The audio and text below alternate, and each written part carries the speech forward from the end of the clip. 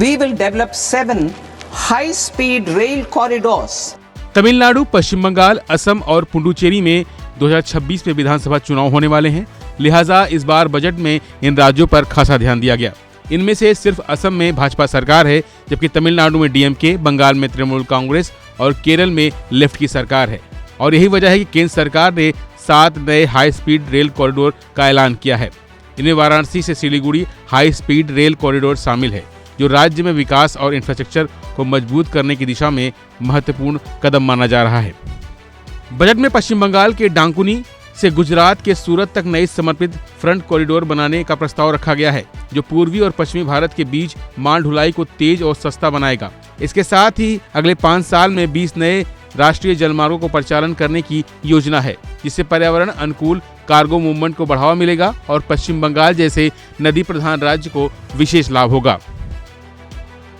In order to promote environmentally sustainable passenger systems, we will develop 7 high-speed rail corridors between cities as growth connectors, namely Mumbai to Pune, Pune to Hyderabad, Hyderabad to Bengaluru, Hyderabad to Chennai, Chennai to Bengaluru, Delhi to Varanasi, Varanasi to Siliguri.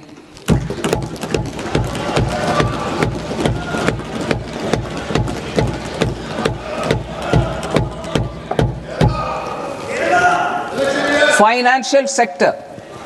The Indian banking sector today is characterized by strong balance sheet, historic highs in profitability, improved asset quality, and coverage exceeding 98% of villages in the country. At this juncture, we are well placed to futuristically evaluate the measures needed to continue on the path of reform-led growth of this sector. वित्त मंत्री निर्मला सीतारमण ने केंद्रीय budget में देश भर में 7 high speed rail corridor की घोषणा की है, जिनमें से एक सिलीगुड़ी में होगा। उन्होंने बताया कि मुंबई से पुणे, पुणे से हैदराबाद, हैदराबाद से चेन्नई, दिल्ली से वाराणसी और वाराणसी से सिलीगुड़ी के बीच नई हाई स्पीड ट्रेन चलाई जाएंगी।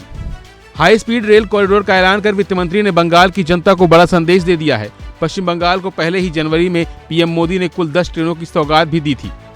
इसे लेकर लोगों में खासा उत्साह है। फिलहाल के लिए बस इतना ही। बाकी अपडेट लिए बने रहिए वन इंडिया हिंदी के साथ।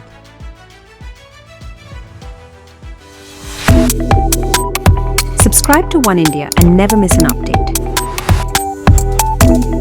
Download the One India app now.